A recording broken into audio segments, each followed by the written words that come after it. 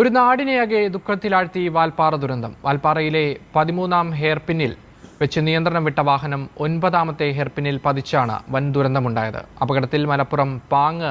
Hi, നമസ്കാരം സുഹൃത്തുക്കളെ. അപ്പം ഞാൻ ഈ വീഡിയോസുമായിട്ട് വരാനുള്ളൊരു കാരണം, 2 ദിവസം മുമ്പേ വാൽപ്പാറയിൽ നടന്ന ഒരു അപകടത്തെക്കുറിച്ച് എനിക്കറിയാവുന്ന കുറച്ച് കാര്യങ്ങൾ നിങ്ങളുമായിട്ട് ഷെയർ ചെയ്യാൻ വേണ്ടിയിട്ടാണ്. എൻ്റെ ഊഹം ശരിയാണെങ്കിൽ ഞാൻ ആ അപകടം പറ്റിയ ഡ്രൈവറെ കുറ്റം പറയുകയാണെന്ന് വിചാരിക്കരുത്. കാരണം ഒരു വാഹനം നമ്മൾ ചുരങ്ങൾ ഇറങ്ങുന്ന സമയത്ത്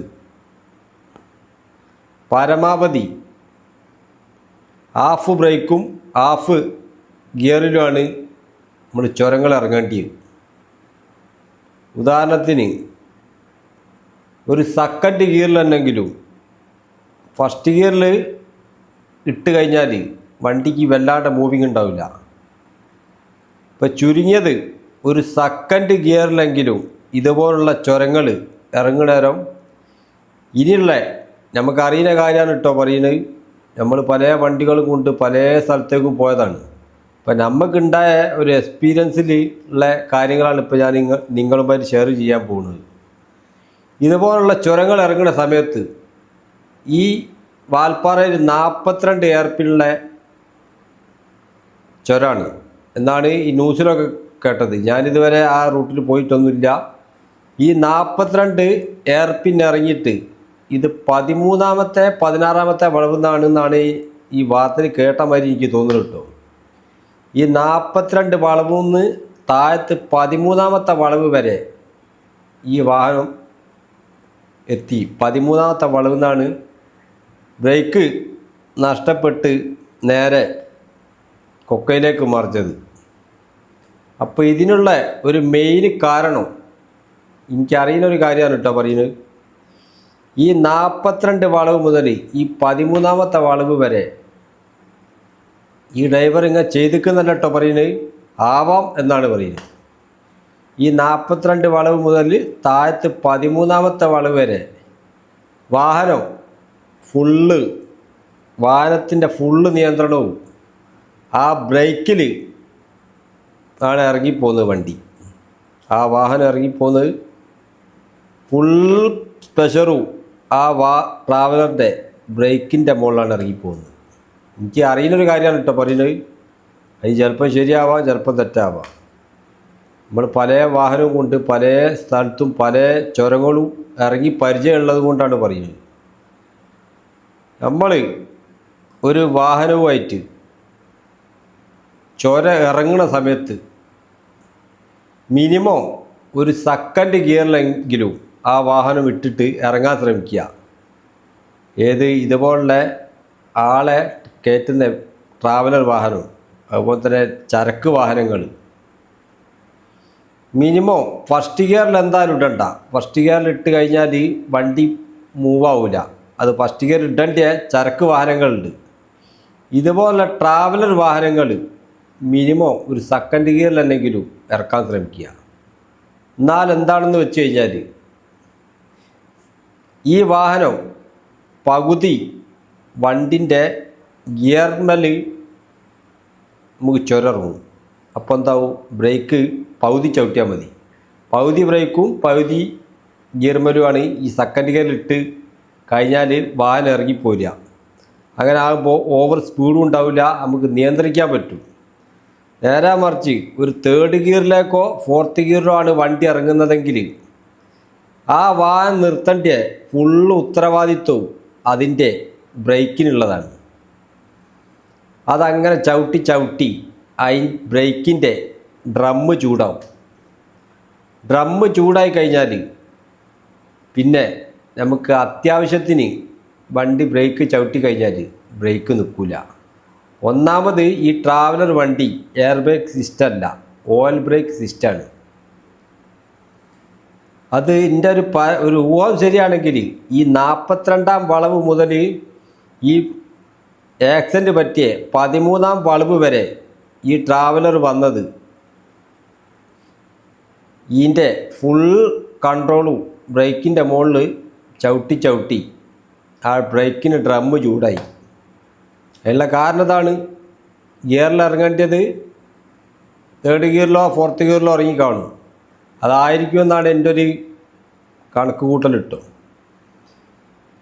ആ ഡ്രൈവറെ കുറ്റം പറയാനില്ല, ഡ്രൈവറിൽ പല എക്സ്പീരിയൻസൊക്കെ ഉണ്ടാവും. ചില ആൾക്കാർ നമ്മളെ മുമ്പിൽ നിന്നൊക്കെ ഓരോ വണ്ടികൾ ചെയ്യുന്നത് നമ്മൾ കണ്ടതാണ്. മുതലാളിമാർക്ക് വേണ്ടിയിട്ട് ഡീസൽ മൈലേജ് ഉണ്ടാക്കാൻ വേണ്ടിയിട്ട് ന്യൂട്രൽ വരെ ഇറങ്ങിപ്പോയ ആൾക്കാർ നമ്മളെ മുമ്പ് കൂടി തന്നെ പോയിരിക്കുന്നു. ഇതെന്താ സംഭവിക്കാന്ന് വെച്ച് കഴിഞ്ഞാൽ, ന്യൂട്രലിലും അതുപോലെ ടോപ്പ് ഗിയറിലും ഒക്കെ ഇറങ്ങിക്കഴിഞ്ഞാൽ നമ്മൾ പെട്ടെന്ന് ഈ ചുരന്ന് പറഞ്ഞു കഴിഞ്ഞാൽ പെട്ടെന്നാണ് വളവും ടേണിങ്ങും വരിക.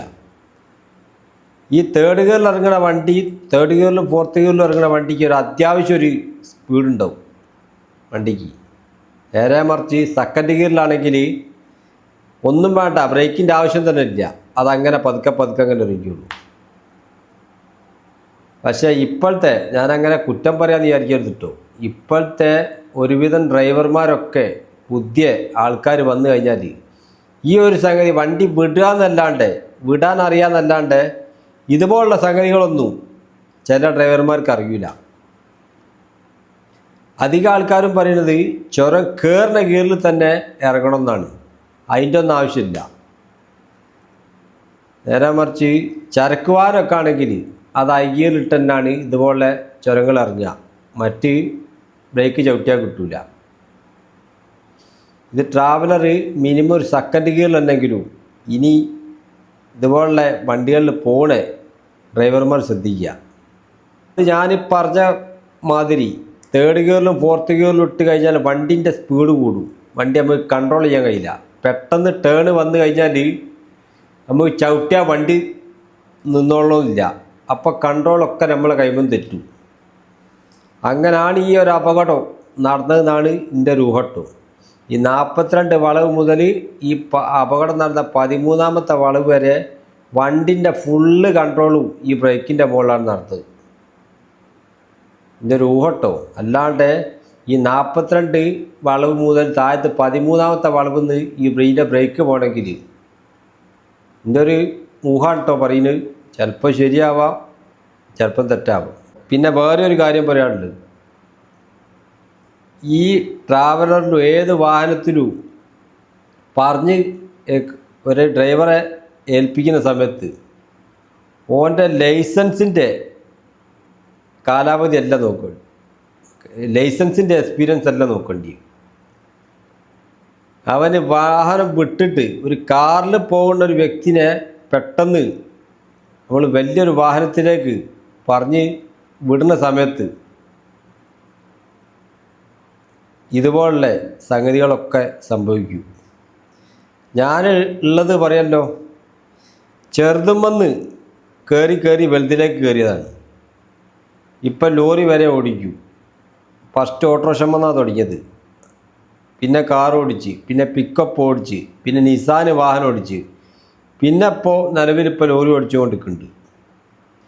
ഇത് പെട്ടെന്നൊരു സുപ്രഭാതത്തിൽ നമ്മൾ കാർ ഓടിച്ചുകൊണ്ടിരിക്കുന്ന സമയത്ത് പെട്ടെന്ന് വലിയ വാഹനത്തിലേക്ക് കയറുന്നവരോ ഒരു ഐഡിയയും കിട്ടില്ല, ഒരു വാഹനം വിടാനേ അറിയുള്ളൂ.